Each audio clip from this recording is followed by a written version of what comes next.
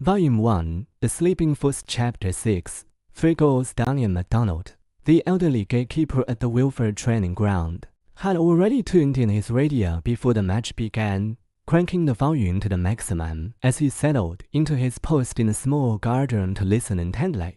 The players on the team's official roster were already at the city ground, while those who hadn't made the cut were at home or elsewhere. The training facility was eerily quiet, with only the commentary from the radio breaking the silence. He could still remember the smile and promise that Tony Dunn had given him that morning. You hear the news of a scoring goal after goal on the radio. It filled him with anticipation. True enough, not long after the match began, he heard goal after goal being announced, though these were not the goals of Nottingham Forest. It was West Ham's players finding the net within just half an hour. His beloved team had already conceded 3 goals to the visitors, sat frozen in disbelief, struggling to accept the grim reality. Jermaine Defoe with a shot.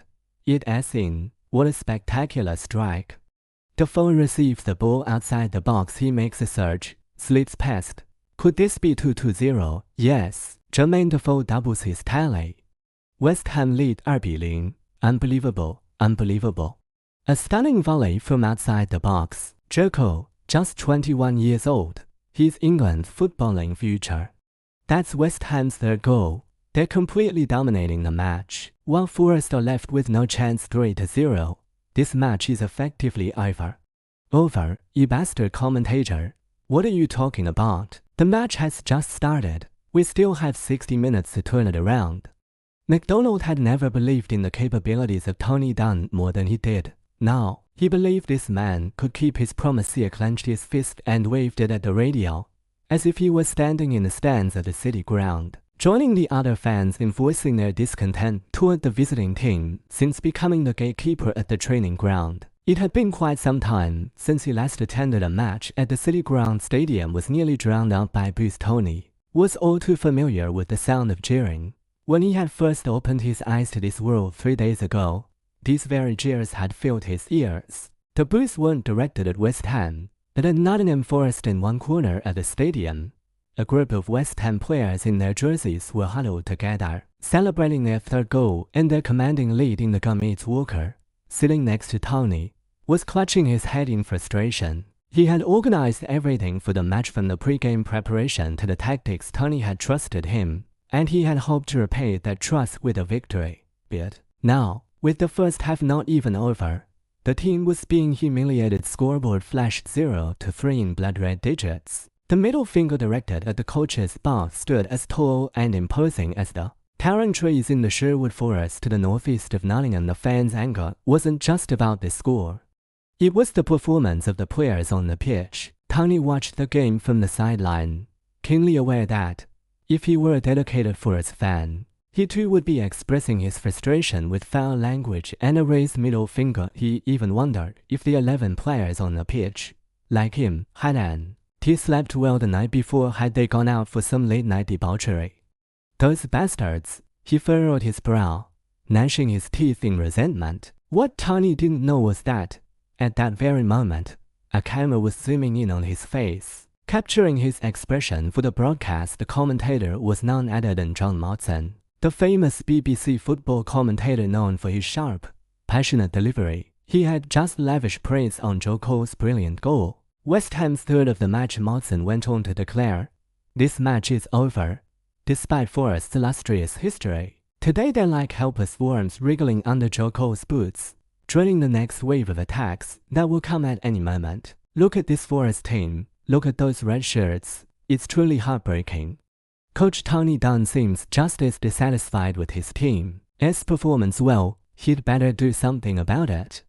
Stop grimacing on the bench as if you have a toothache. In fact, the only person we see frequently getting up to issue instructions is his assistant, Dave Walker, who's really in charge here. But who would expect a rookie manager, freshly retired from playing, to be able to guide a Premier League team to victory over a top-tier club? The pre-match doubts about Dunn's ability as a caretaker coach weren't unfounded up until now. He has failed to bring any change to the team. In fact, he's been less effective than his predecessor, Paul Hart, who, by the way, was the one who recommended Dunn to the chairman, Nigel Daly. I must say, Paul, You have an excellent eye for players, but when it comes to choosing managers, you still have some work to do." Had Tony heard this disparaging commentary, he might have launched into a heated argument with Maudson on the spot, but at that moment, his mind was consumed with the urgency of the situation. He needed to change the course of the game. He knew that West Ham was formidable. Just look at the names on their roster to know how powerful they were. But that was no excuse for Nottingham Forest to fail. There was only one reason for defeat.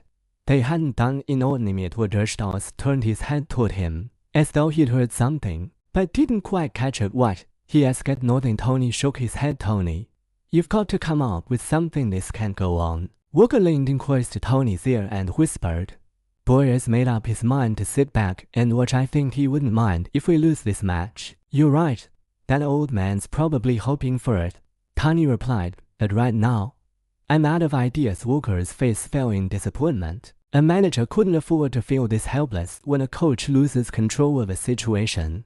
It's often the beginning of the end. "Do you really think our defenders can hold off Joe Cole, Lee Bowyer, Dick Kenyon, and Jermaine Defoe?" Walker shook his head. "To be frank, his team simply couldn't match up against such a powerhouse. Just listen to the names on the field. Either seasoned stars with years of fame, or the promising new talents emerging from across England. And do you honestly think our forwards and midfielders can penetrate the defenses of Michael Carrick, Ian Pearce, Thomas Repka, and David James, and score?" Walker continued to shake his head. This defensive line was national team caliber. James was England's goalkeeper, Repka a member of the Czech national team, and Carrick would, in 3 years, make a move to Manchester United. Throughout the first half, Forest's main strikers had only 3 chances to shoot, none of which even gave James a chance to warm up. West Ham United, with their fleet of talented players, effortlessly controlled the rhythm of the match, seizing possession and dictating the play. Forest had no choice but to chase after the ball,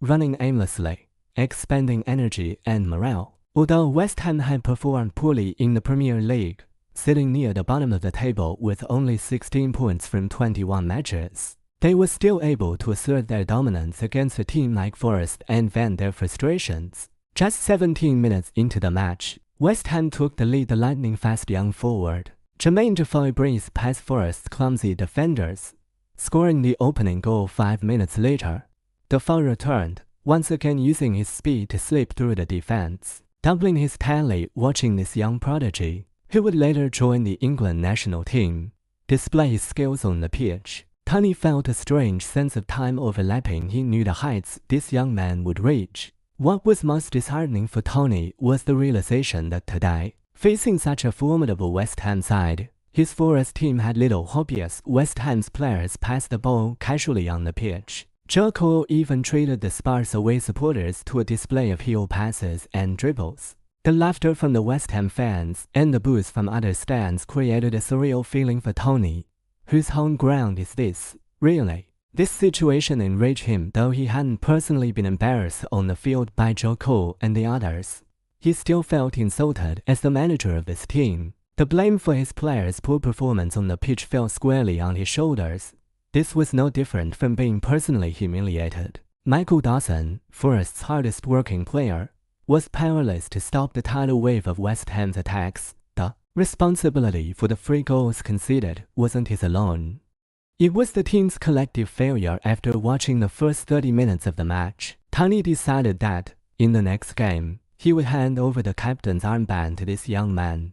If a 21-year-old Joe Cole could captain the Hammers, West Ham's nickname, why not a 19-year-old Michael Dawson, a passionate young talent who had risen through the ranks of Forest's youth system? Who better to lead this team than him? The north stand of the city ground, nearest the Trent River, was home to Forest's most loyal supporters. At the top of the stand was a row of enclosed corridors, with 2 old yet tidy seats.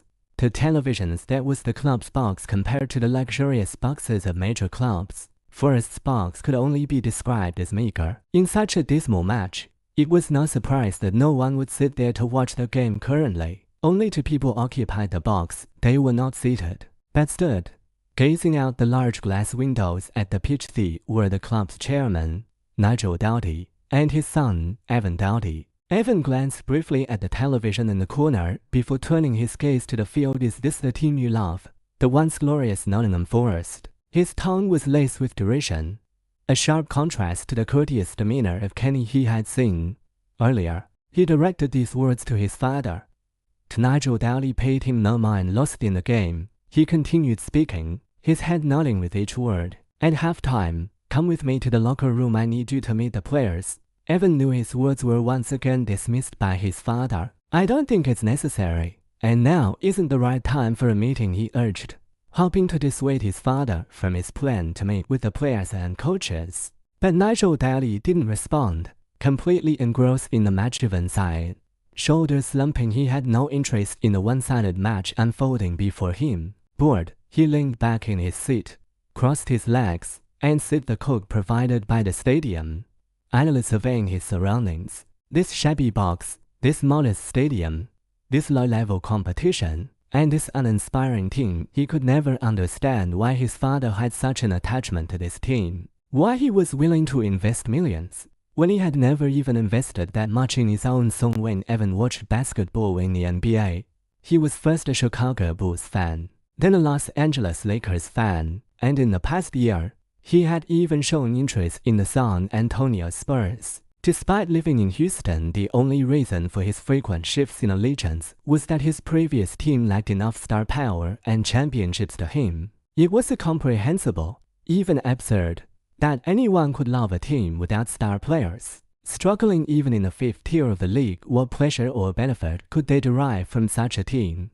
Without the excitement of star performances, without trophies to savor, without victories to discuss over dinner, what joy could such fans possibly find? He glanced at the mass of heads in the stand across from him and the countless arms stretched out, waving such a dreadful match. Yet the seats were filled. He shook his head slightly. What exactly do thousands of people, like my father, hope to gain from this? Every weekend afternoon, sitting on the rudimentary stands of a modest stadium, wasting time, growing older by the minute. How pathetic. Mawson was puzzled after his conversation with Walker. Tony hadn't shown any reaction whatsoever. Even Walker, who had been animated before, seemed to have glued himself to his seat. The two of them sat in silence, simply staring at the field, saying nothing, doing nothing. This was strange after witnessing his team's pitiful performance. Weren't they worried? Didn't they feel angry? They had to show some emotion, didn't they? But now the camera lingered over their faces. Both Tony and Walker were absorbed in the game, not even a furrow in their brows, feeling embarrassed. Mawson muttered under his breath, "Did they just step out of Madame Tussauds?" Glenn Roeder, the manager of West Ham United, was quite pleased with his team's performance. The lackluster first half of the season seemed to have been completely forgotten by these young men. He and Tony shared similar coaching paths. Both were brought in to save the day after the previous manager's poor record in this head-to-head battle of conscience. Roeder was clearly in the lead. This was his first match in charge, and the start was promising. He believed that, if his team could maintain this level of play in the second half of the season, survival would be assured. He stood at the sidelines, already contemplating the next Premier League match. Tony glanced at Roeder, who was standing at the edge of the field, orchestrating the game. His face, fair and smooth, framed by gold-rimmed glasses, looked quite dashing. Tony recognized him. He had known him before arriving. This man later became the manager of Newcastle. Before that, he had been in charge of their youth team. When Salas was dismissed for poor performance, Roeder was promoted to the first team. He had taken the most attractive position in the world. Yet his record had been far from impressive. Unlike his predecessor, he was luckier in that, when his team faltered, he could blame injuries and received full support from within the club. But eventually, he resigned due to poor results, and his team set an embarrassing record for Newcastle: 500 minutes without scoring at home. To knew Roeder's story, so he wasn't intimidated by him. West Ham's good form had nothing to do with that polished, gentlemanly coach. It was all down to the talented players at his disposal. Regardless of the players on the field, just looking at the talent on West Ham's bench was enough to show the strength of his team. Trevor Sinclair, an England World Cup player in 2002. Conor Oite, a Mali international who later became a famous goal scorer in La Liga, helping Sevilla win 2 UEFA Cups and clinch the 2006-2007 Spanish double. Look at those names, then consider where they ended up in the league, third from the bottom. relegate after humiliating defeat 0-5 to Everton, 1-7 to Blackburn. The manager claimed that the poor performance was not his fault, but the result of his predecessor's poor signings, but his incompetence was not just the product of a few critics' opinions. The English media had been relentlessly critical of him after watching this first half. Tony believed the media's judgment was spot on. Tony shrugged. He had already figured out how to handle this team. That now was not the time for adjustments. There were only 5 minutes left until halftime. And once they reached the locker room, he would give these still sleepy players a good talking to. Suddenly, a loud, piercing chorus of boos reached his ears, followed by a string of insults. It was strange. The area behind him had been quiet until now. What had changed? He turned around to find the source of the noise. Michael and his group were making faces and gesturing obscene hand signs. From the stands behind him, the bandage on the man's forehead was so conspicuous. It was hard to miss. Go back to your youth team. This is the senior team, not a place for kids like you. Go back to your mommy and throw a tantrum, haha. Woo woo. The others around them joined in the jeering. Most of them were the same people who had mocked him at the bar the other day, with a few strangers. Clearly, they were all part of the same group. Walker, drawn by the ruckus from behind, stood up and shouted toward them, Michael, what the hell are you doing? Michael ignored Walker and tilted his head. Hey, you'd better stay out of this. This is a personal grudge between me and the coach. A personal grudge? You and a whole group of people have a personal grudge with one man? Walker scoffed. Enough. Don't bother with them, Tony said, pulling Walker down. Tony, what's going on? I remember you never got into arguments with anyone, and Michael's a loyal Forest fan. Why do they hate you so much? It's nothing. I threw a drink in the face of the leader in Burns' bar, then had a little scuffle with him short and over quickly. I knocked him down with a punch, and then called the fat guy on the left fat pig. Tony spoke casually.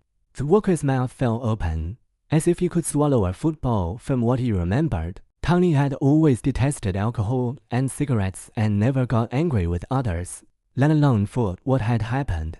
Tony, noticing Walker's surprise, could understand anyone familiar with him would be shocked by what he just said. I'll explain later. For now, let's just watch the game. I've figured out how to deal with them. Walker glanted at Racket, and then settled to get talked. An interesting feature of English stadiums was that the coaches' benches were rarely situated in the open area between the pitch and the stands. Unlike most stadiums that Tony was familiar with, their bench was actually placed in the stands, surrounded by regular fans. The player's tunnel led to the coaches and substitutes areas unless directing the game. The coaching staff would remain seated among the fans. Forest's home ground, City Ground, wasn't always like this. Their bench used to be below the stands, at pitch level, almost as though it were a dugout, with a cement roof for shade and protection from rain. However, after the 1996 European Championships in England, most English stadiums, including this one, were renovated to bring the coaching staff closer to the fans. This change had its pros and cons. For Tony, he was currently experiencing the downside. Sitting behind the bench, Michael and his group continuously taunted him with boos and all sorts of insults, pushing his patience to its limits. Even the substitute players couldn't help but stand up several times to stare back at them. But Tony remained resolutely focused on the game, ignoring the barrage of abuse. You coward, an absolute wimp. Do you see this? I'm insulting you and your entire family. Come on, hit me again. Where's the courage you had when you hit me before? Useless bastard, son of a bitch, scumbag, Michael shouted, his voice carrying all the way to the camera. His words echoed over the stands, while Tony remained seated, arms crossed, less than 3 meters away. The scene of the boisterous taunts from the stands, with Tony sitting unfazed below, was broadcast into countless living rooms. Burns, who had been helping out at the bar, saw it too, and the pub erupted in cheers for Michael. Burns could only shake his head at the spectacle. Perhaps, just as Michael and the others mocked, Tony was indeed a coward and a wimp, unable even to fight back. His behavior was disappointing to many of the players. To be honest, Michael's insults were so offensive that even the players who knew him couldn't tolerate them. Yet, Coach Tony remained in his seat, unmoving, as if he hadn't heard a single insult. Merson, observing this from the sidelines, Grew excited. I've noticed something fascinating whenever Coach Tony Dunn is on the sidelines. The most exciting moments are not on the field, but within a 10-yard radius of his bench. There seems to be some commotion behind him. It looks like some fans are saying something to him, and judging by their agitated demeanor, it's certainly not praise. I think we should have a lip reading expert on tomorrow night's match of the day to figure out what they're saying. If West Ham were to win 3-0 away, there would be nothing remarkable to report. They should have won. This unexpected drama on the sidelines is definitely worth their attention. As the game continued, time slipped away, and Forest remained at a disadvantage. However, after taking a free goal lead, West Ham slowed down, choosing to leisurely pass the ball rather than aggressively push forward. Perhaps the players, like their coach, had already started thinking about their next Premier League match in South. From behind, the Forest bench continued unabated. Several players, uncomfortable, asked to warm up on the sidelines, seeking to escape the embarrassing atmosphere of the substitute bench. Tiny made no comment, and Walker sighed, gesturing for all the substitutes to go warm up. The substitute bench quickly emptied, leaving only the coaching staff. Walker glanced at Tony with concern. He had been uneasy for a while, noticing Tony's strange behavior. His complexion seemed poor, clouded like the weather from a few days ago. When Walker's gaze dropped, he saw Tony's fists tightly clenched. The knuckles were white from the pressure. The referee's whistle came as a relief, signaling the end of the painful first half. Dunn was the first to stand and walk down from the bench, leaving the mocking fans behind. He entered the tunnel, his back to the taunts. Walker shot a stern glance at Michael's group before going to console the players as they exited the field. He patted one player, then another, shaking his head and sighing. He reassured them that losing 3-0 to a team like West Ham was understandable for all. "We're a championship team." Volume 1, The Sleeping Force, Chapter 7. A scene in the locker rooms. Walker was the last to enter the locker room. He needed to ensure that all the players had entered ahead of him, making sure no one was left behind outside. However, when he stepped inside, he was taken aback. Tony Dunn was nowhere to be found. The atmosphere in the locker room was chaotic, filled with sighs and complaints. Some even discussed how to use the winter transfer window as an opportunity to leave this hellish Forest. Consecutive crushing defeats and the team's unstable financial conditions had caused morale to collapse. There seemed to be no connection between the people in this room and professional players. Had any of the Forest fans seen the scene outside the door, they would surely have been deeply disappointed, their anger unimaginable. Ian Bowyer sat in a corner, seemingly an outsider. Walker felt an intense, nameless anger rise within him. The team was performing terribly, with even some highly inappropriate remarks being made. Yet this season, assistant coach stood by doing nothing. Regardless of his personal feelings about Dunn becoming the interim manager, he should have set them aside while working, shouldn't he? What good did the team's defeats do for his own future? Just as he was about to confront Bowyer, he heard hurried footsteps approaching from the hallway. Judging by the sound, there was more than one person rushing. He turned back in confusion, and what he saw left him speechless. A group of fans, wearing scarves emblazoned with the Forest team logo and sporting the club's red shirts, was hurriedly running toward the locker room door that Walker didn't bother to count. With a quick glance, he could see that they had already blocked the hallway outside the locker room. What on earth was going on? Who allowed them in? The locker room was an absolutely private space, and no one could step inside without permission. Security? Where was the security? He had just intended to speak up and stop the group of visibly agitated fans when he was shoved aside, and then, to his astonishment, he watched as a large group of at least 10 fans surged into the small locker room. Only moments ago, he had worried about how the fans would perceive the atmosphere within the locker room if they saw it, and now that fear had materialized, he was left outside, unable to see what was happening inside. Yet the stark silence that followed the once boisterous, pub-like noise was unmistakable. The awkward stillness was soon shattered by the sound of deliberate footsteps. Walker turned and saw Dunn slowly approaching from the direction where the fans had come from. He seemed at ease, strolling casually as if taking a walk, no longer concerned about what was happening inside. Walker hurried towards him, pulling Dunn aside, and whispered urgently, "Tony, those fans." I let them in for a tour," Dunn replied nonchalantly. You. Walker's eyes widened in disbelief. Dunn smiled at his assistant's reaction, clearly pleased. Well, after leaving the pitch, I stopped by the store in front to grab a pack of cigarettes. I overheard them talking about the first half, saying they really wanted to cheer up those lazy bastards collecting their pay without doing any work. So I let them in. Tony, are you insane? Do you realize where you are? The locker room. Not even the chairman would dare step in without prior notice. Your head ... your head is just. Walker was genuinely angry now. Dunn laughed. Don't worry. Stay here and watch the show with me. He held Walker back, preventing him from storming into the locker room. Soon, the two men heard a voice from the locker room, filled with astonishment. Who are you?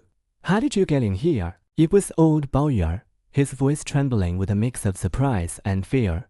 Thought it was hard to fault Bowyer for his lack of composure. Anyone would be unnerved to see a group of enraged fans barging into the locker room.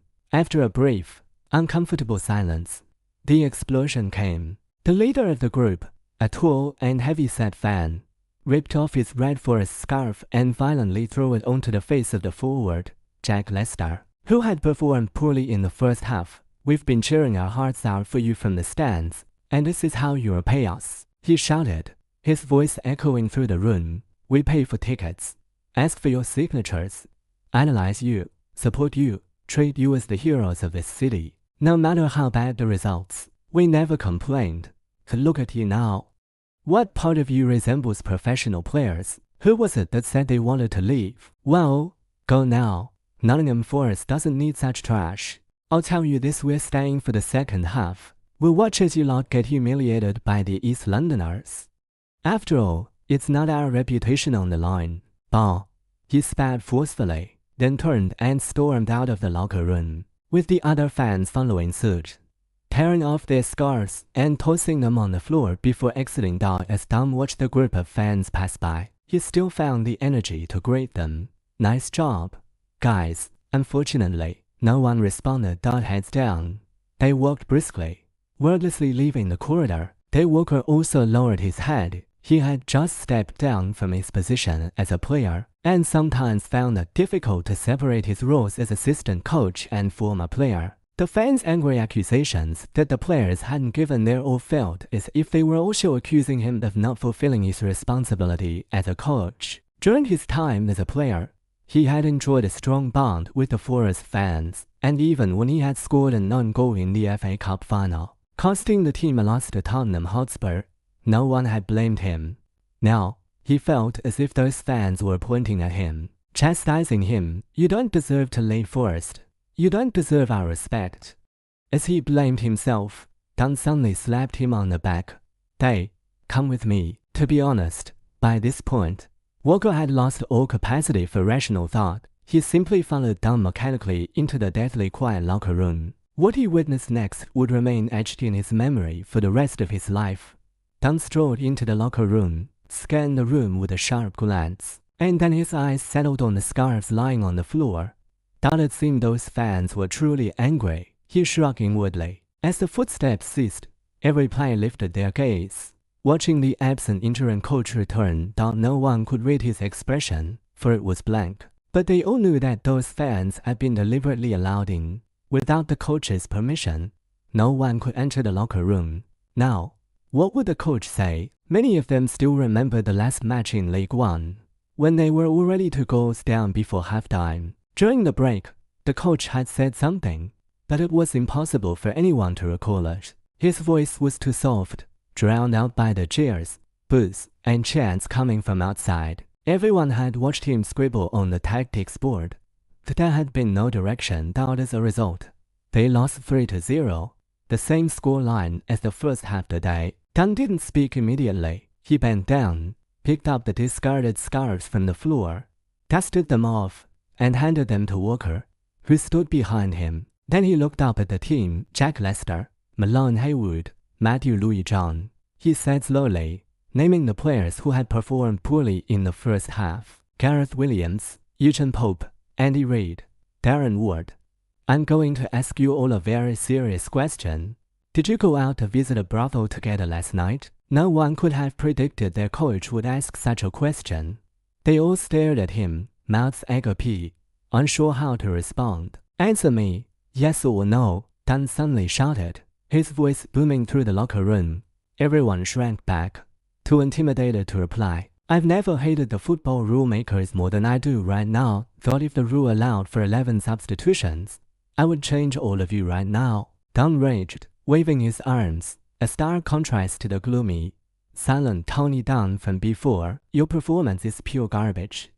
"No, not garbage, 10 pounds of dog waste. Those fans, I brought them here because they said they wanted to cheer you on, to encourage you to give your best in the second half. You're only 3 goals down, so there's still hope, but..." Dunn paused, then sighed deeply. "But you've disappointed them. What did they see when they rushed here? I was wrong again. Can you even be called a team anymore? You're 1, 2, 3, 4, 14 piles of dog waste." Dunn held up his left hand to show 1, then his right hand to show 4. "I'm telling you, if I weren't the coach of this team, I'd want to do this to you right now." He withdrew his left hand, leaving only his middle finger raised high. "There are 27,000 more fingers like this in the stands." The players, stung by Dunn's furious tirade filled with venomous words, clear enunciation, and fiery emotion, could hardly recognize the coach they thought they knew. His scathing words left them dumbfounded. They sat frozen in their places, unsure of how to react. On their way to the locker room, Evan Duggett continued to try to persuade his father to abandon the idea of meeting the team during such a valuable halftime. "I'm sure manager Dunn must be busy. The team likely doesn't have time to meet with us. Dunn, I think we should just forget it. It's just a quick greeting, and then we'll leave. Won't take more than half a minute," Nigel insisted. Evan shrugged and silently shook his head as he trailed behind his father. Just as they reached the junction leading to the locker room, a group of people suddenly appeared around the corner, startling them. Evan quickly grabbed hold of his father, fearing a collision. His aging father couldn't handle any sort of disturbance. "What's going on?" Nigel asked. Noticing that the group hurrying past them had come from the direction of the locker room, he looked at the scene curiously, muttering to himself. After allowing the group to pass, they reached the locker room door. Nigel turned back to glance at his son, noticing his tie was loose, and instructed, "Evan, remember, the locker room is a sacred space. We must maintain our image." Seeing that his son was obedient, he nodded in approval and turned to knock on the door. Just as his hand touched the knob, they were startled by Tony Dunn's roar from inside. 20,000 middle fingers. Just like Sherwood Forest, lush and abundant. After a brief pause, Dunn took the opportunity to observe the players' expressions before continuing. "I know some of you have wanted to leave for quite some time now. For some, Nottingham Forest is just a big cash machine no matter how you perform. Your paycheck comes in every month. But let me remind you fools, no club will pay for a heap of garbage. If you keep playing like rubbish, don't expect anyone to pay for that kind of performance. I won't stop you from leaving, and I won't beg those whose hearts aren't here to stay. That you must understand. Your future isn't in my hands. It depends entirely on your own performance. Who do you think you're playing for? The fans, the club chairman, or me, the interim manager who might be gone at any moment? Idiots, you're playing for yourselves." The players' gazes shifted, some in surprise, others in excitement, others deep in thought. Dunn knew his words had struck a chord. In moments like these, speaking of team honor was futile with those who were already determined to leave. What mattered was what they cared most about: their future. By hitting the right nerve, he had captured the attention of even those who had been half-hearted, forcing them to focus entirely on what he had to say for others. Dunn pulled a neatly folded scarf from Walker's hands, unfurled it, and held it up for everyone to see. What does a scarf with your favorite team's badge and name mean to a fan? If anyone doesn't understand, I can bring back the group of fans from earlier to explain it to you. Do you think they wouldn't just because it's cold? They? Walker quickly stood up when Dunn called his name. "Take a look at the scarf you're holding. Does it look familiar?" It was only then that Walker noticed the scarves in his hands were all distinct in style, size, pattern, and color, none of them the same. "Say, which season is this one from?" Dunn asked without turning his head. Walker examined it for a moment before confidently responding. The 91-92 season, very good. Dunn then continued to pull out one scarf after another, asking Walker about each, and Walker answered correctly every time. This impressed Ian Bowyer, who had been observing, even as a long-time player and coach. He couldn't have accurately named the year each scarf style was released. Finally, this one, Dunn picked up the last scarf, narrow and worn. Compared to the others, it seemed exceptionally aged. Its colors faded and dull, with frayed edges showing signs of wear. This time, no sound followed his movement. Strangely, he turned to look at Walker, only to find that Walker's gaze fixed on the scarf with an odd intensity. Day? Apologies, this is the 79-80 season version. The one Forest wore when they defended their European Cup title at the Bernab. Day Walker spoke with palpable emotion. The scarf reminded him of Nottingham Forest's former glory. Though he was from London and had joined the club in 1983, long after its peak, his 12 years with Forest, playing 321 matches, had made him a true fan, one with the heart of a Nottinghamian. At the mention of the scarf's history, many in the locker room gasped. The European Cup, an honor beyond the reach of many present, yet their club's crest had graced the trophy twice. Despite their current struggles, this club had once been the proud holder of Europe's highest club honor.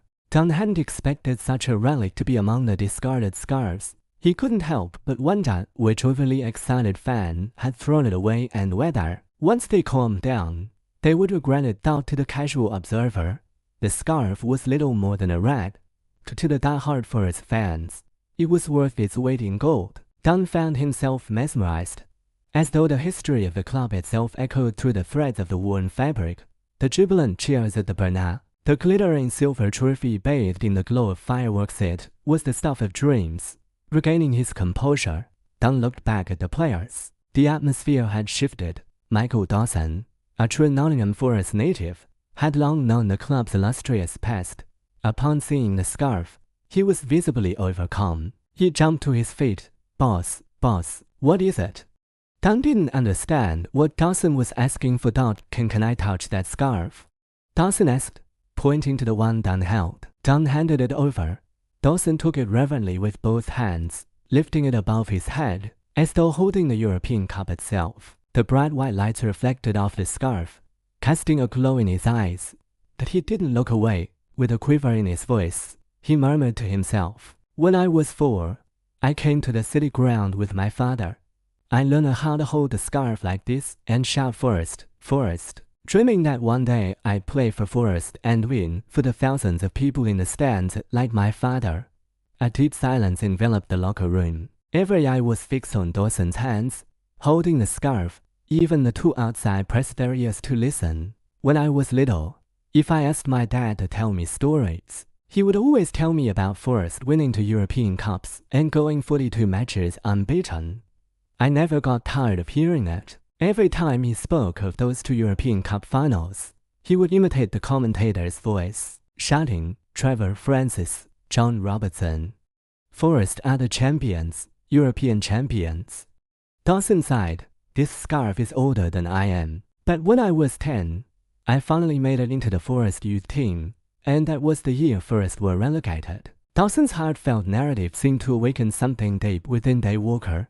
Though he hadn't personally experienced the sorrow of Forest's relegation, he had lived through the club's final moments of glory. He still vividly remembered scenes from the city ground, and even the painful memory of scoring a non-goal that shattered club's dream of an FA Cup victory. He had stood before the godfather-like figure of Brian Clough, weeping uncontrollably. Together with Stuart Pearce, he had formed a defense as formidable as any national team, unyielding and resolute. Their team had been filled with brilliant talents: Francis Webb, Bowyer, Nigel Clough Robertson, Stone, Sheringham, Keane. Together, they had been unstoppable, instilling fear even in the mighty Liverpool, who had won the European Cup 5 times. In the corner, another man, his hair entirely white, was similarly moved by the words, "I don't know how long Forest spent in the top division.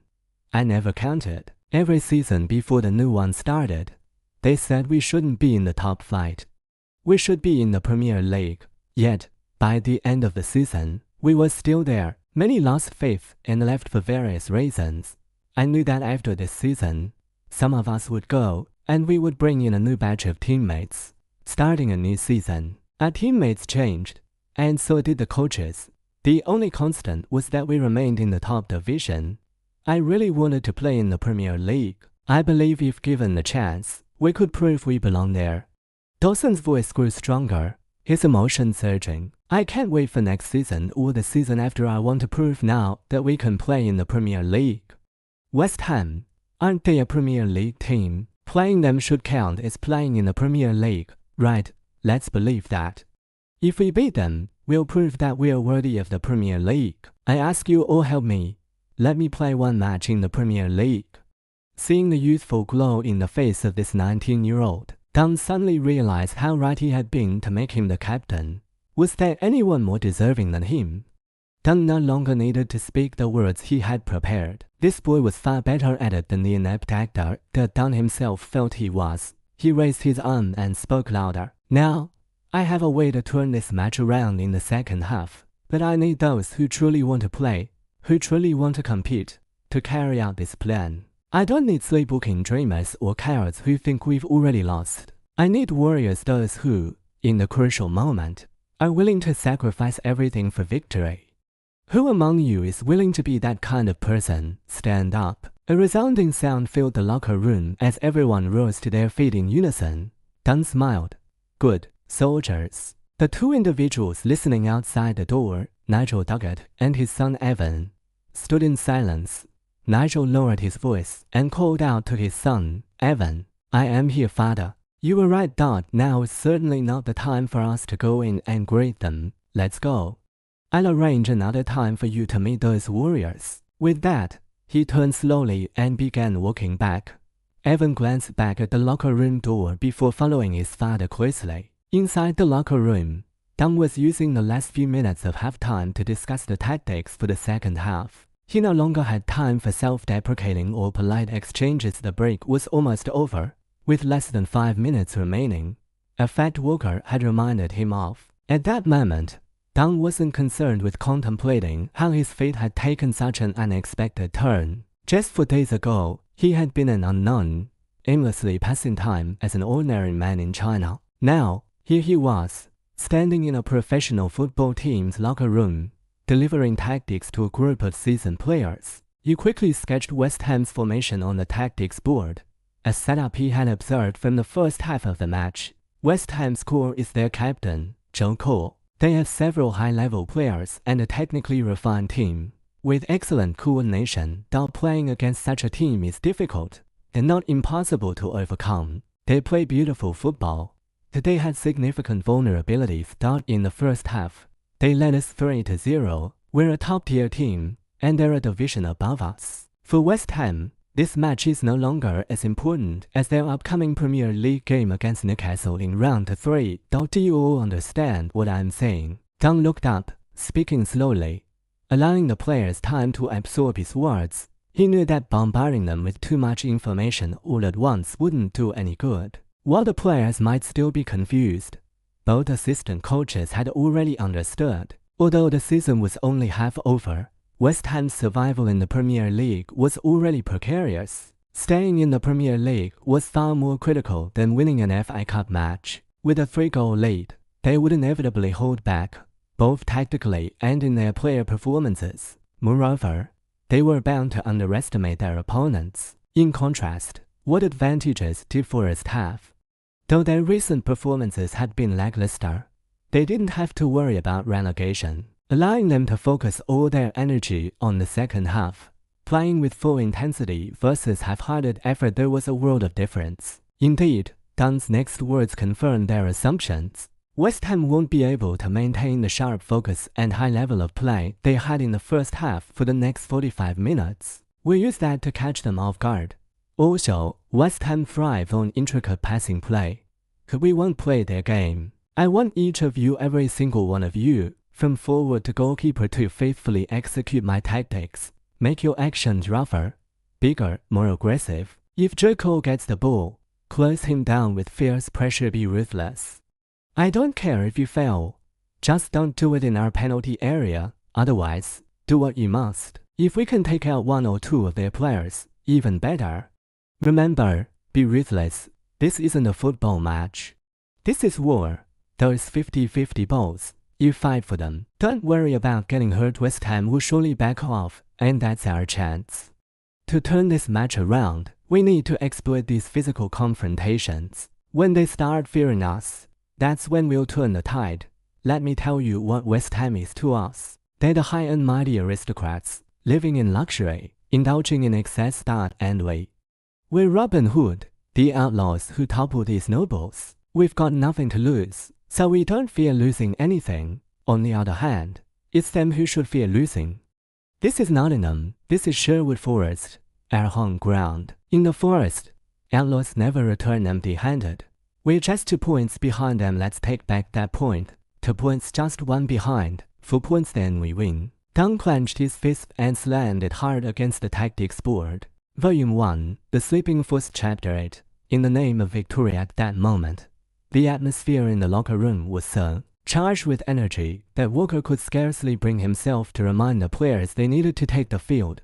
Since the team had been relegated to the second tier, their morale had been steadily declining, with many players resigned to the belief that they were destined to languish in lower divisions. With little hope for the future, neither David Platt nor Paul Hart had been able to lift the somber spirits of the team. Who could have imagined that a quiet, brooding interim coach would be the one to turn things around? Looking at the players' faces, flushed with excitement, and the fire burning in their eyes, Dave Walker realized that a bump on the head might not be such a bad thing after all. At the very least, it had led to the arrival of a proper manager for them.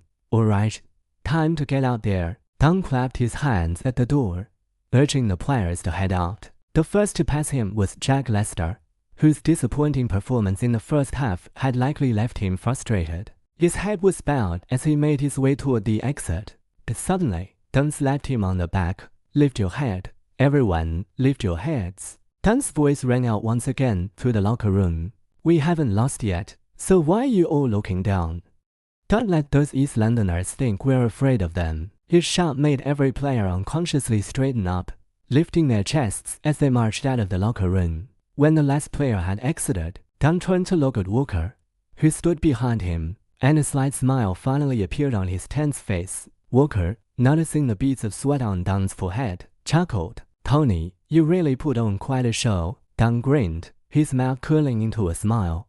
Let's go. They dogged the effect. We'll have to see how the match goes. By the time they returned to the sidelines, both teams had already lined up on the pitch, waiting for the match to kick off. Dunn glanced at the stands and was disappointed to see that, even after halftime, much of the crowd had already emptied. Whether they hadn't returned to their seats or had simply given up on Forest, he wasn't sure. He could only hope that those who had left would come to regret it. The familiar jeers from earlier echoed once again. The Dunn didn't even turn his head. He wasn't interested in engaging with them now. He would wait to see their expressions once the game was underway. Walker seemed eager to confront the opposing fans. The Dunn held him firmly in his seat. Don't mind them. Watch the game, Dunn. It's about to start. The starting lineup for this match had been chosen by Dave Walker, featuring the team's core players, all fit and healthy. This lineup wasn't weak by any means in the context of League One, but their recent form had been poor, and much of that was due to their low spirits, stout rumors of a coaching change, uncertain futures for the players, and the looming shadow of an economic crisis had all contributed to the lack of focus. How could the players be expected to play their best football? And how could the coaching staff be expected to devise tactical plans under such conditions? Dunn had merely ignited the embers of their latent fighting spirit and self-belief. Were they facing a top-tier team? Good. It was against teams like this that they thrived. Beating a super club would be the best way to prove their worth. Regardless of whether players were angling for transfers or resigned to a life of mediocrity in a lower division, a shared sense of determination now gripped them. Beat West Ham in front of them for themselves, thought no matter their past grievances or motivations. At that moment, their objective was the same: victory. Victory for the team. Michael Dawson observed West Ham's players from the defense, and it became clear that his coach had been right all along. Their opponents seemed distracted, their eyes wandering, standing in disarray, utterly unaware of the formidable beast they had become. He knew, without a doubt, that this match was as good as won.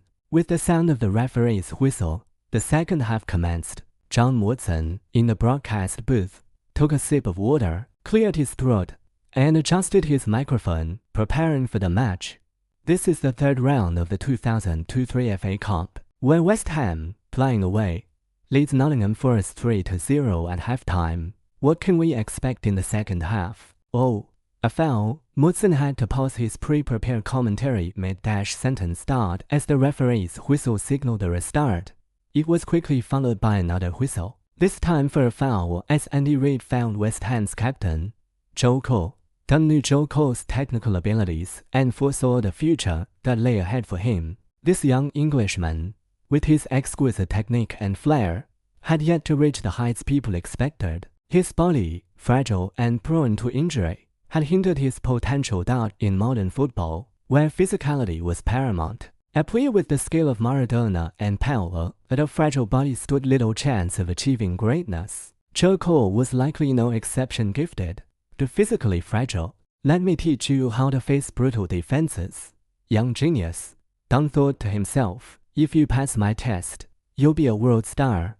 If not, well, accept your fate. West Ham earned a free kick, yet their nonchalant attitude didn't even make them realize the danger dart. To be fair, for a player like Joe Cole, who had made a name for himself as a youthful hero, being fouled on the field was hardly unusual. They were already 3 goals ahead. After all, the free kick was taken, that it quickly fell into the feet of a Forest player, Jermaine Defoe, with a careless touch, passed the ball straight to the opposition. Neither Glenn Hoddle, coaching from the sidelines, nor the West Ham players paid it any mind.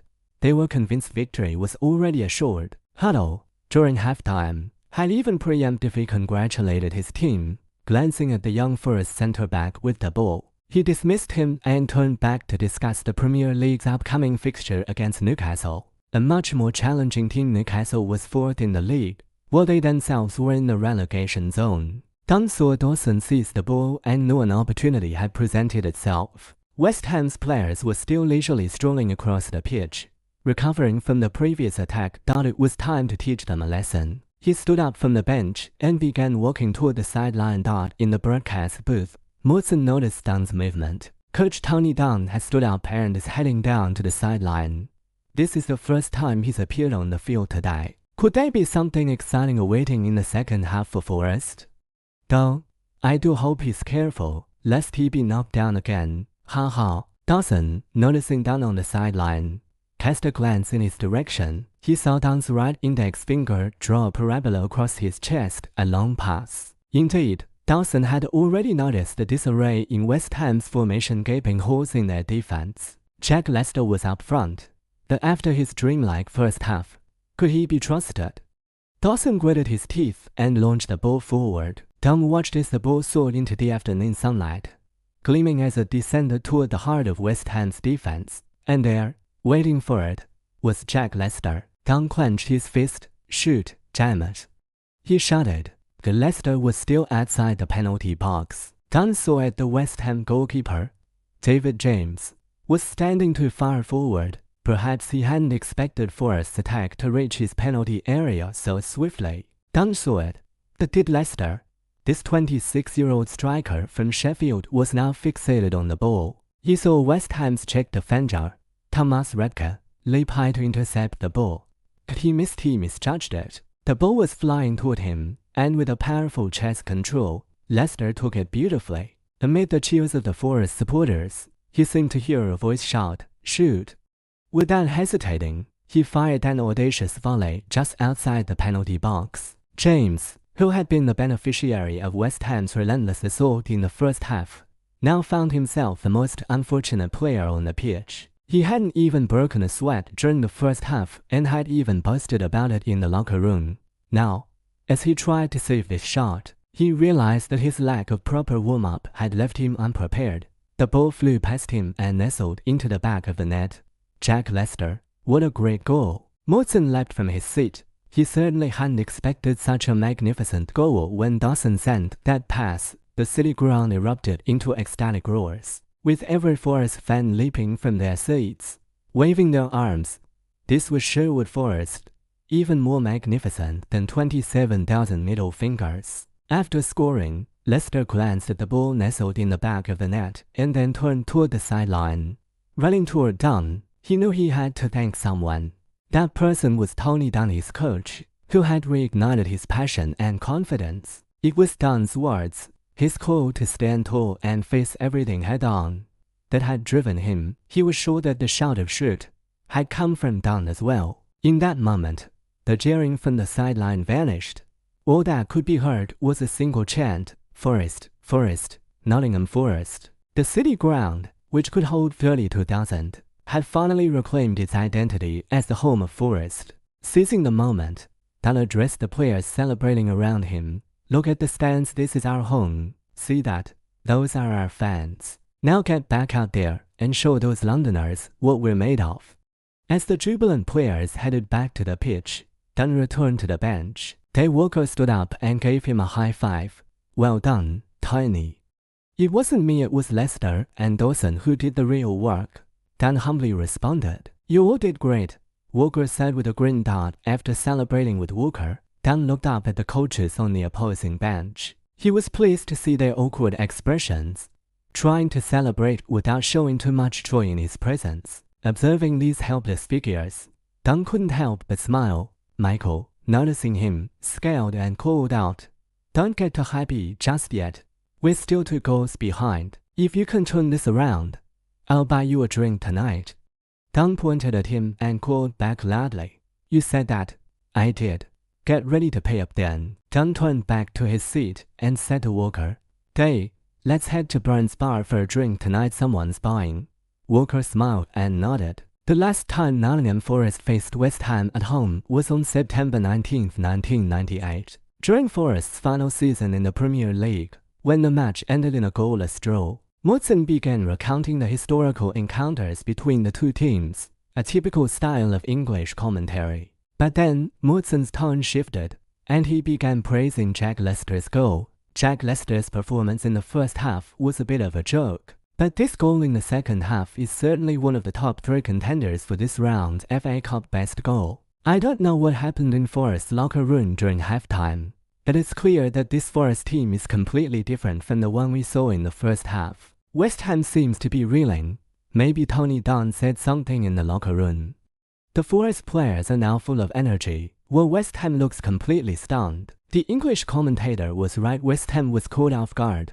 They hadn't expected to concede a goal just 2 minutes into the second half, and the quality of the goal was enough to wake up even the drowsiest fans, making them leap from their seats or bury their heads in their hands in frustration. Football is a strange game. One goal can tilt the balance and change the course of a match. Leicester's goal reignited the passion of the Forest fans and fired up the players. They pressed with more intensity, tackled more aggressively, and attacked with greater speed. Dunn knew that West Ham's midfield, with players like Michael Carrick and Eduardo Cisse, was formidable. If they tried to match West Ham's midfield, they would simply fall into their rhythm. Technically, Forest was clearly inferior to West Ham, so there was no reason to play to their strengths. Modern football is a battle of strategies, and the key is to disrupt the opponent's game plan. The goal is to prevent them from executing what they do best, especially when weaker teams face stronger ones. Since we can't win the midfield battle, Dunn decided not to engage there. Forest's midfielders, standing in parallel, would focus primarily on defense, disrupting Joe Cole and Lee Bowyer whenever one of them received the ball. At least 1, if not 2, Forest players would swarm in, pressing aggressively. The result would either be a foul by Forest or a turnover. There would be no chance of letting them dribble through. With possession, Forest's attacks were simple, so simple. They were almost crude long balls, the traditional English style that Forest had mastered in years past. Dunn had chosen this strategy because Forest's forward, Marlon Harewood, though not yet showing his full potential, was a powerful presence. At 6'1" and with his strong physique and excellent technical skills, he was an imposing figure on the pitch. His shooting might not have satisfied Dunn, but his physicality was perfect for exploiting a distracted West Ham defense. West Ham's midfield was being completely overrun by Forest. Jermaine Defoe, who had scored twice in the first half, now seemed almost irrelevant, and Paolo Di Canio, already nursing a slight injury, was visibly out of sorts. If the team had other options, the 34-year-old Italian wouldn't have been playing. With their attack line decimated, Hado had no choice but to rely on him. Even though Konoute sat on the bench, Hado had no intention of bringing him on. The forward line was ineffective, and with the midfield and defense struggling, Hado began to consider making substitutions. Who should replace Di Canio? He glanced at the bench. Winger Trevor Sinclair, attacking midfielder Don Hutchison, centre-back Gary Breen, and Konoute, alongside the backup goalkeeper Van der Hu. It was a tough decision. He scratched his head. Just then, a huge cheer erupted from the stands.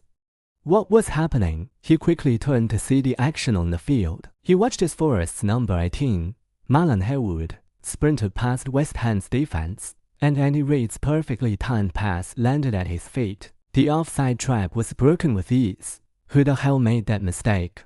The normally composed gentleman couldn't help but curse. He had missed the moment when West Ham's captain, Joe Cole, was dispossessed by Forest's Gareth Williams, who passed the ball across the field to Reid. Reid made a beautiful through ball, and Harewood, making a clever diagonal run, easily split the defense. Dunn stood up from the bench, leaning forward as he focused on the attack dot around him. Others began to rise from their seats, eagerly awaiting the moment of celebration. Harewood, Dunn thought, I know your finishing isn't great, but if you miss this one, you're going straight to the reserves. A calm voice from the nearby training facility's small room suddenly broke through the tension. This is a one-on-one. Harewood won't waste this opportunity. He shoots at single quotes as a goal. The door to the small room burst open as the white-haired McDonald leapt out, arms raised in triumph, shouting, "Go!" The force of his exclamation seemed to send the leaves on the ground flying. The same excitement was mirrored in the 27,000-strong Forest fan base at City Ground, all of them shouting, "Go! Forest go! Go, go!" The commentator's voice echoed over the radio. This is Forest's second goal in just 13 minutes. They are on fire. West Ham didn't expect Forest to come out swinging like this in the second half. A 3-goal lead has now turned into a 1-goal advantage. They are on the back foot. With Forest's momentum, they might just equalize. McDonald yelled into the room, "Damn it, we can turn this around." The young man kept his promise, and the goals kept coming, one after the other. "Well done, Tony. Keep it up, Forest." The City Ground erupted once more, the energy even higher than the previous goal. Harewood sprinted to the sideline, where he was worshipped by the Forest fans, though his teammates quickly mobbed him in celebration. Dunn, too, could not contain his excitement. He leapt high into the air, then embraced Dave Walker tightly. This second half was something else. 15 minutes of pure chaos. They had done it. The tactics he, the interim coach, had devised had worked. One more goal, and they would turn it around. Tony, you're bloody amazing. I love you," Walker screamed in his ear, now fully believing in the interim manager. "I love you too," Dunn replied without caring whether it sounded awkward. He just needed to release his emotions. "I fucking love you all." From the broadcast booth, Maudson shook his head in disbelief. Incredible, unbelievable, what a remarkable 15 minutes. In the first half, Forest showed no fight, disjointed. Now, they've scored 2 goals and look ready to take on West Ham. What did Tony Dunn say in the locker room at halftime? What has revived them? I'm sure everyone will want to know after the game. But right now, let's see if Forest can complete this comeback. Let's watch if this Forest miracle can happen. As the Forest players returned to the pitch, the energy in the stands slightly subsided. Yet soon, the familiar chant rang out from the crowd. Dunn recognized it immediately. It was the same song he had heard before the match. Now the booths were replaced with cheers. "We've got the whole world in our hands. We're the best team in England. We are unstoppable, invincible. We fear nothing, because we are the best team. Because the world is in our hands." These proud and triumphant lyrics could now be sung with pride, as the fans belted them out with conviction. Dunn stood on the sidelines, taking in the sight of waving arms and scarves. The roar of the Forest fans reverberated in his ears, and his mind buzzed. What had once been a scene he could only watch on TV, he was now a part of. This wasn't a dream. This wasn't a dream. He reveled in the sound, the atmosphere, and the exhilaration. Thank God, he thought, for bringing me here as a coach. Yes, I've found a career and a place that suits me. I will no longer wonder or hesitate. This is where I am meant to stay. He spread his arms wide, tilting his head back, closing his eyes, and savoring the deafening cheers that surrounded him. Volume 1, The Sleeping Force, Chapter 9. The Referee Takes the Spotlight, Part 1.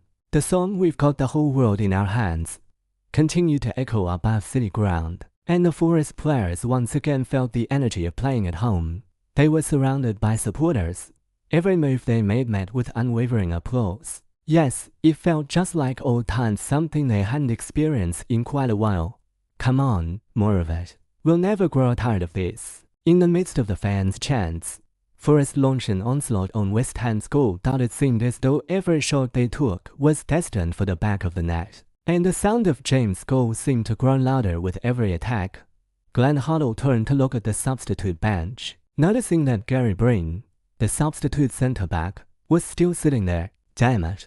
Breen, why are you still here? Didn't I tell you to warm up? Gary Breen was confused when had the manager told him to warm up. But realizing now wasn't the time for an argument with the increasingly agitated Hoddle, he quickly stripped off his jacket and jumped off the bench. The changes on West Ham's bench caught Dunn's attention as well. A new player was warming up, one he didn't quite recognize. Turning to Walker, he asked, "Hey, who's warming up?" Walker glanced over before replying, "Gary Breen, an Irish international. He's a very strong central defender. Seems like our opponents have already given up," Dunn said with a grin. "They bring on a centre-back. Are they hoping 5 defenders will stop our attack? Call Jess back. I think he's warmed up enough." Walker stood up and yelled toward the warm-up area, summoning in Jess. West Ham's decision to play defensively actually played into Dunn's hands. If Hoddle had the guts to push his team forward, Dunn would have found it much harder to manage. But now, with West Ham focused on defending, the game became simpler.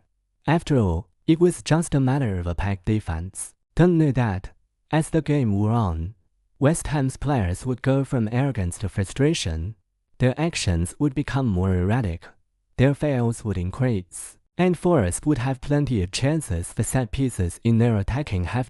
Ian Jess, at 31 years old, had a fantastic reputation for free kicks. Having earned 18 caps for Scotland and scoring 2 goals, Dunn had seen Jess's free kick abilities in training the day before the match. While he had scored 6 out of 10 attempts, that would be more than enough to put pressure on West Ham, showing them that defensive play wouldn't save them. With Walker off to fetch Jess, Dunn surveyed the pitch. On his side, Andy Reid was in motion, and on West Ham's side, another notable figure once considered a prodigy, Lee Bowyer, was at work. Looking at Bowyer's familiar face, Dunn suddenly realized he had another weakness of West Ham's to exploit.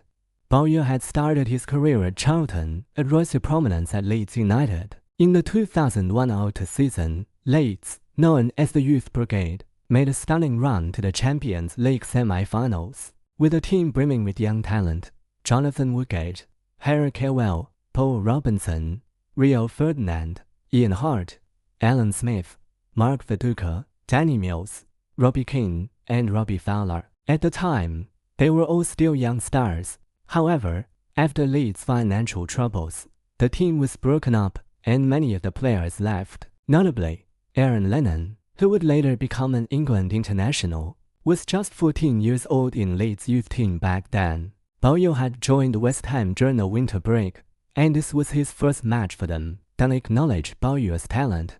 His character flaws were glaring. Bowyer had earned a reputation as England's bad boy, and his name had been linked to numerous scandals in recent years. His infamous incidents, such as assaulting a youth of Asian descent alongside Woodgate, his controversial tackle on Gerrard, and his public racial slurs had made headlines. His latest transfer was meant to help him reboot his career. Dunn was well aware of Bowyer's deep-rooted flaws. Dunn was determined to use Bowyer's instability to his advantage. The fourth official raised the substitution board, and West Ham made their first change. Off came the ineffective Di Canio. replaced by centre-back Gary Briner, read a predictable change. Taking advantage of the moment, Dunn put Andy Reid aside near the touchline. "Andy, keep an eye on Bowyer."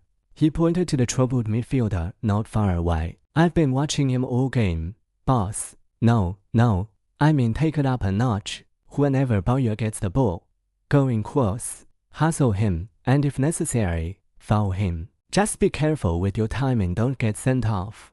A few words of provocation wouldn't hurt either.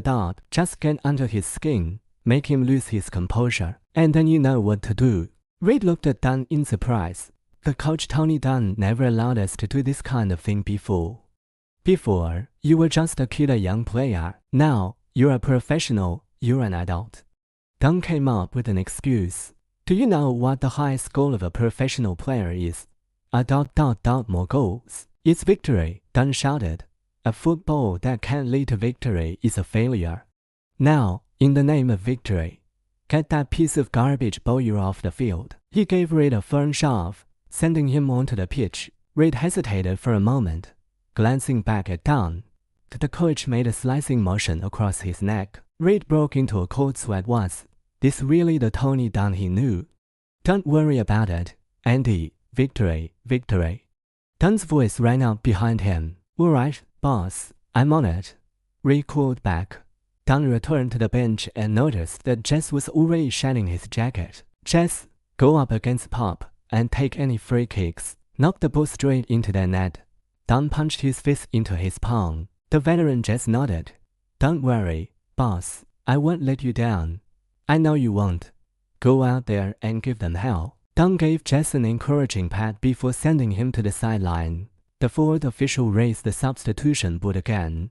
Off came Eugene Pope, and on came Ian Jess. Both teams make their adjustments, with West Ham bringing on a defender and Forest adding a midfielder to continue their offensive push. It seems Dunn's sole focus for this match is victory. Ian Jess, the Scottish international, is a master of free kicks. With 18 caps and 2 goals for Scotland, he's the team's chief set-piece specialist. It's clear Forest's next free kicks will be his to take. "Tony, what did you tell Reid?" He seemed a bit confused, Walker observed. His attention to detail didn't go unnoticed. Dunn thought to himself that Walker would make an excellent assistant coach. "Nothing much. I just told him to provoke Bowyer." Walker laughed. "Brilliant idea. The old Tony Dunn would never have thought of that." Dunn smiled, feeling a shift within himself. "Thank God my head's finally cleared." "Day, how much time is left in the match?" 24 minutes, not including stoppage time. Half of the second half. 2 goals. Day, don't you think it's a lot quieter behind us?" Dunn suddenly asked. Walker looked behind him, then smiled. Sitting on the bench, there was hardly any difference between silence and noise. The roar of the fans made it difficult to hear anything clearly. But Dunn's quiet referred to the absence of the cheers that had once filled the air. Now, even Michael, who had been leading the insults, was fervently cheering on the Forest players, arms raised, shouting Forest, with more passion than before. Turning back to Dunn, Walker said, "Tony, I think even if I were to buy drinks for the whole bar tonight, they'd do it gladly." Both teams had made their adjustments, and soon it was evident in the match. However, the most striking development wasn't the substitutions, but the growing confrontation between Andy Reid and Lee Bowyer. Dunn thought perhaps conflict would better describe the situation. Reid was executing Dunn's instructions to the letter. Dunn remembered back to when Reid was still in the youth team. Reid had always listened to him, as Dunn had been the one to bring him up to the first team. Forest's youth academy had many talented players, but very few had the opportunity to play for the senior team. Reid, at just 20, though born in Dublin, had trained with Forest's youth system from a young age. Reid immediately pressed on Bowyer as soon as the ball came to him, pulling and pushing Dodd, although the referee blew the whistle for a foul. Reid's actions clearly riled Bowyer. Dunn observed Bowyer's expression carefully. The young, hot-headed midfielder was a walking controversy, the type who would be a football hooligan if not for his talent. Reid wasn't pushing hard enough. Bowyer was clearly ceding. Having spent 6.5 seasons at Leeds, Bowyer had once been a rising star. The injuries and scandals had tainted his career. Last season, he had helped Leeds recover, leading them to a Champions League semi-final, and he was hoping to resurrect his career at West Ham. But unfortunately, Dunn thought to himself, if you don't fall, I'll make you. In 2003, Bowyer's brief time at West Ham would eventually be followed by a short stint at Newcastle, where his career faltered once again. He never reclaimed his earlier promise. Cole had been completely neutralized. Faced with Forest's relentless defense, he had shrunk back. After all, it was only an FA Cup match, and with a crucial Premier League game just 11 days away, he didn't want to risk injury. Meanwhile, West Ham's focus shifted to the other side of the field, Bowyer. They hoped this former prodigy could save them from their current predicament, but they had picked the wrong day and the wrong opponent. For the third time in a row, Reed found Bowyer as he tried to break through. The result was just a verbal warning from the referee. But Bowyer's frustration was mounting. Then comma in the next attack, Bowyer received a pass from Joe Cole, and instead of passing to Defoe, who was in a better position, he took a poor shot into the sky. Bowyer's shot seems aimed at the top of the city ground, more than marked. Forest fans quickly composed a chant to mark Bowyer's miss. Lee Bowyer's a great rugby player. He kicked the ball straight into the sky, oh yeah. Dunn, hearing the chant, laughed heartily. English fans truly were the most talented and clever in the world, and he loved this environment. As Bowyer shot the ball skyward, Huddle waved his hands in frustration, while Defoe, clearly annoyed, shouted at Bowyer, "Hey, I'm here, not up in the sky." "I don't give a damn," Bowyer replied rudely, then turned and walked away. Defoe shrugged, clearly frustrated, while the young captain, Cole, looked helpless. He had no control over this rebellious teammate. Dunn's plan was for Reed to irritate Bowyer, who would retaliate, only for Reed to theatrically fall, earning a yellow card while Bowyer received a red. It was a solid plan that would remove an attacker and demoralize West Ham. However, the match had taken an unexpected turn, completely beyond his anticipation. Volume 1, The Sleeping Force, Chapter 9. The referee takes the spotlight, Part 2. Defoe, who had been rudely dismissed by Bowyer, seemed to be feeling the anger himself. In West Ham's next attack, Joe Cole passed the ball to Defoe, and while Bowyer was calling for the ball, Defoe, his head down, dribbled forward, only to be dispossessed by Dawson with a well-timed tackle. Completely ignoring Bowyer's pleas for the ball, watching as the ball was easily seized by Forest players and they launched a counter-attack, Bowyer, positioned in midfield, was not the first to step out to block the play. Instead, he ran straight toward Defoe, who had just gotten back on his feet. "Are you blind? Can't you see I'm asking for the ball?" he yelled at the 6 years younger Defoe, his anger boiling over. Defoe wasn't about to back down. "When I asked you for the ball, what did you do?" The two exchanged heated words, completely disregarding the ongoing match. "You little bastard!" Bowyer slapped Defoe across the face, sending him crashing to the ground. A wave of boos erupted from the stands. But this wasn't dissatisfaction, it was the fans egging them on. Forest supporters were encouraging the spectacle between the two players. Dawson, noticing the confrontation, rushed over to separate the furious Bowyer from Defoe, preventing further escalation. The referee's shrill whistle cut through the tension, and after a brief moment of confusion, West Ham's players charged toward the scene, while Forest players, aside from Dawson, stood idly by. Reed glanced toward the sideline to gauge Dunn's reaction. To his surprise, Dunn looked utterly astonished. Dunn's surprise was not without reason. He remembered an incident between Bowyer and his teammates on April 2, 2005, during an English Premier League match between Newcastle and Aston Villa. Before that, he had never heard of Bowyer attacking his own teammates. Dunn knew that, after this match, the media would be in full force, and this incident would become a headline across newspapers. What did that mean for the incident in Newcastle? Dunn had never imagined his presence here would leave a lasting impact, but now he felt its weight. The future, he realized, was no longer as certain as he had once believed. Meanwhile, Forest fans were absolutely thrilled. They immediately adapted the previous chant to mark Bowyer's actions. Lee Bowyer's an excellent boxer, a beautiful left hook. Defoe is on the ground. The referee is counting on ya. On the sideline, Huddle slammed a bottle of water onto the ground.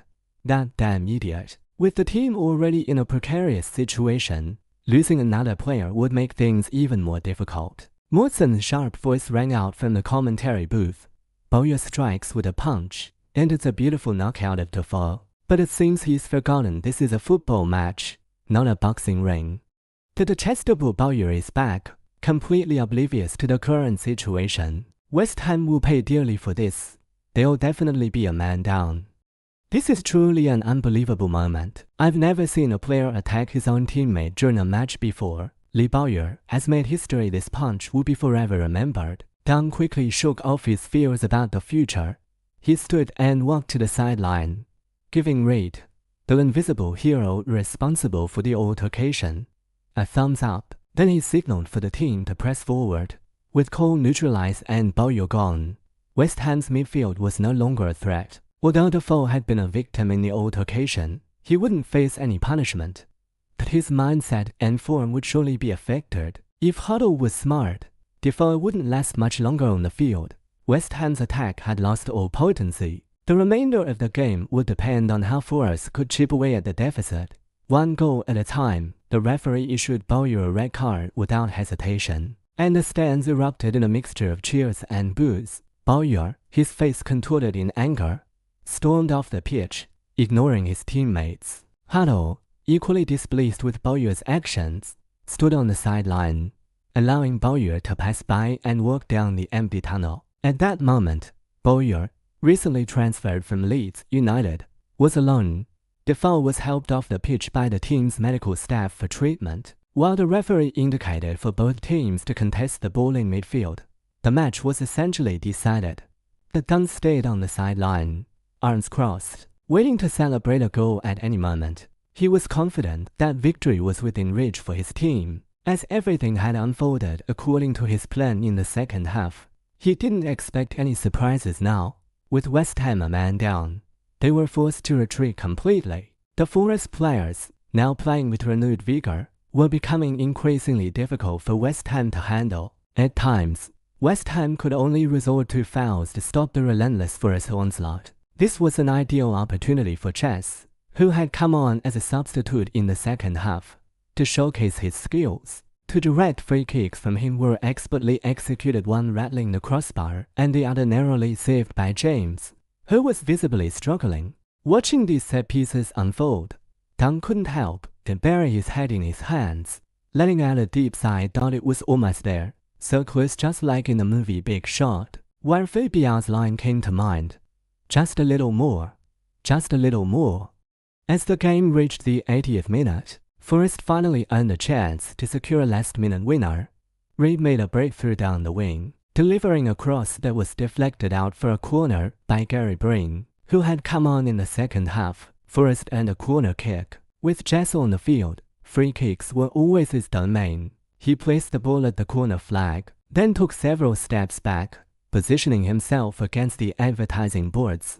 Behind him stood Forest's passionate supporters, many hands clapping him on the shoulder, urging him on. The fans, full of excitement, shouted, "Jess, get the ball in there, you can do it." Jess turned back, smiling at the fans. They always made the impossible seem like a piece of cake, an expression of their unwavering support. Their faith in their beloved players was undeniable. Dawson, who had been lurking just outside the penalty area, heard Dunn's voice booming from the sideline. "Michael, what are you doing out there? Get in front of the goal." Dawson, tall and dominant in the air, was a constant aerial threat at 6'3". He knew he could make an impact at the opposing goal. Obediently, he sprinted forward, making James nervous. "Watch him. Watch him. Don't let him jump. Damn it," James shouted. But before he could finish, the referee's whistle blew, and just sent the ball into play. Dawson was marked by West Ham starting centre-back Ian Pearce, who stood at 6'3". As well, only he could match Dawson for height. But in terms of jumping, Dawson had the advantage, despite Pearce's tight marking. Dawson leapt high, connecting with the ball perfectly for a powerful header. James, helpless in goal, could only watch as the ball flew past him into the net. Boom! City ground erupted once more. Michael Dawson, his first goal for Forest. "The 19-year old centre back, well done," Dunn shouted as he saw the ball hit the net, pumping his fist in triumph. Forest's players immediately swarmed Dawson in celebration, but before they could properly enjoy the moment, the referee blew his whistle sharply. He pointed at Pierce, who was lying on the ground. The goal is disallowed. In an unexpected twist, Michael Dawson's goal is ruled out. The referee believes Dawson impeded Ian Pierce in the air, but, something seems off. Dawson it? Watson's voice continued as the camera cut to the sideline, to the Forest bench. John, furious, kicked a water bottle onto the ground out in his mind. That was the perfect goal only to have it inexplicably ruled out by the referee. His frustration spilled over in the form of an outburst that caught the attention of the fourth official. Mr. Dunn, you'd better control your behavior. I don't want to see the referee issuing you a red card, and I'm sure you don't want that either, the fourth official said sternly. John, seething, wanted to curse. The Walker pulled him back. Sorry.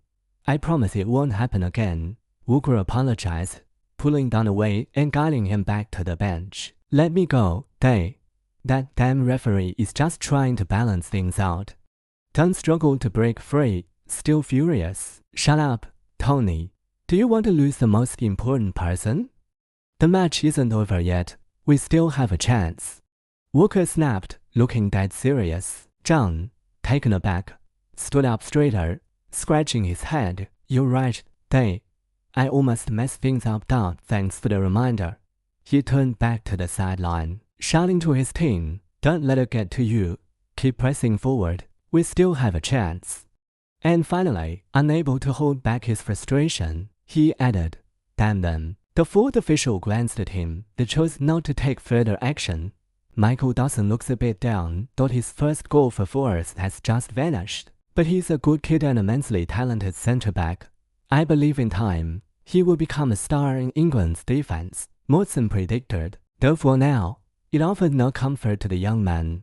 Dawson wasn't thinking about becoming a national team star, he just wanted to help his team defeat West Ham. That was a prime opportunity lost.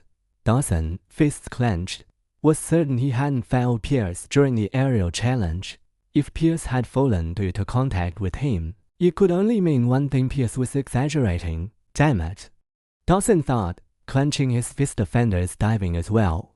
Dunn remained on the sideline, arms crossed. Up until now, he was satisfied with how the match had gone down. It had helped him solve several issues.